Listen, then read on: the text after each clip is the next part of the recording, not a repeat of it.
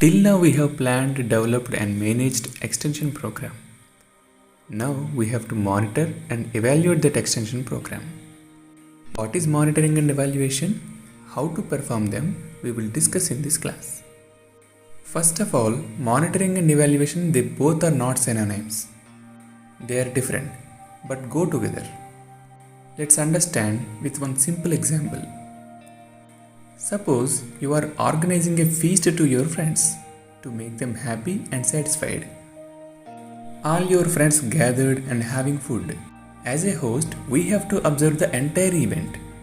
We have to observe the quantity of food material, whether it is sufficient to the every participant.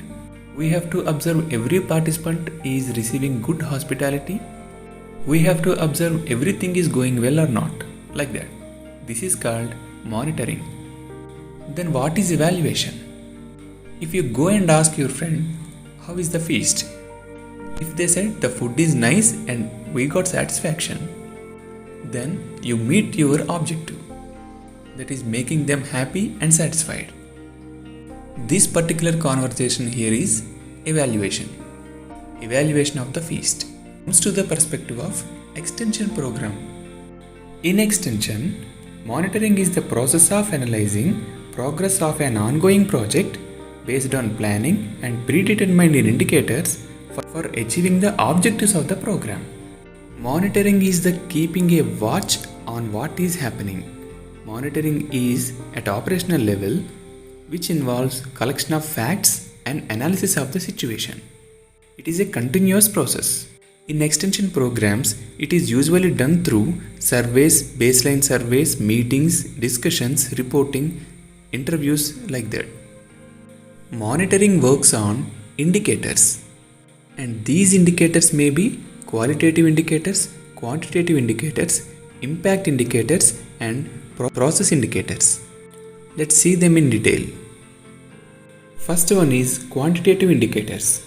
In our feast example, how many participants were attended, how much food is available, like numerical information.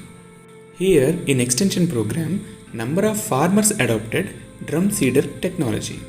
Here your extension program might be transfer of drum seeder technology to the farmers. Second type of indicators are qualitative indicators, assessing qualitative traits. They don't have numerical information. In the feast example, if you identify the smile of the participants, feeling of comfort and satisfaction, like these indicators, they don't have numerical information, but you can identify and act accordingly. Here in the extension program, we can observe the changes of knowledge, attitude and skill of the farmers. These three are qualitative indicators here. Third type of indicators are process indicators. These are different benchmarks during the progress of a program. If the program is reaching the benchmarks one by one, then the progress is good. Otherwise, no. It needs our attention. And final type of indicator is impact indicator. These are straightforward indicators. Whether the extension program has created the impact on the beneficiary. It is represented usually in quantitative terms, like improved income of the farmers. Like that, monitoring can be happen with the help of these four kinds of indicators. Let's understand evaluation. Evaluation is assessing the value or worth of something. Evaluation is done in terms of stated objectives. From the feast example, with the help of conversation, assessed the quality of food and hospitality. Finally, the worth of feast with respect to the satisfaction you want to give to them. This is what actually your objective is. Like that, in the extension program, evaluation can be defined as the process of assessing impact of project or program with respect to the goals and objectives. Why to evaluate something? To know the causes of success or failure. To inspire the workers who implemented that program. To know the merits and demerits of the program. To improve self-confidence in the rural people as well as extension service providers. and to find out the usefulness of different teaching methods so that we realize what is evaluation and why to evaluate. Now, we will discuss what are types of evaluation. According to the purpose of evaluation, it is formative evaluation and summative evaluation. Formative evaluation can be done before going to launch the program and while program is going on. It is collecting and evaluation of data for development of an effective extension program. Summative evaluation can be done at the end of the program. Here the end results are evaluated to decide the worth of a program. Consider this example.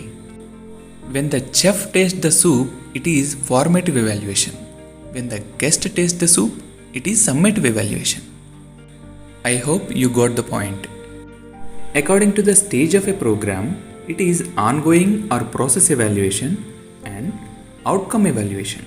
Ongoing evaluation helps to understand better about the functioning of a program, whereas outcome evaluation enables us which and how our objectives are achieved.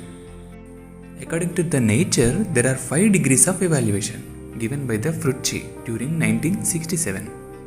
And these 5 degrees can be placed on a continuum scale. These 5 levels or 5 degrees of evaluation are casual everyday evaluation, self-checking evaluation, do-it-yourself evaluation, extension studies, and scientific researches. Last year we have surveyed and analyzed the soil samples in a village. We found that there are poor nutrient management practices by the farmers for various crops. So we wanted to improve their soil nutrient management practices. For that we have designed and implemented various teaching methods. While implementation, we have done casual evaluation. These are general impressions on our work done. Of course, very informal. These are like we have done a good job today or we would have performed it differently like that. Sometimes we made self-checking. Like if we achieve this today with our works, we will be successful at the end. Sometimes we did do-it-yourself evaluation. It needed critical thinking on ourselves and our work done. It made us to realize so far what we have done, how far reached our objectives or not like that. Very recently we have done extension study also.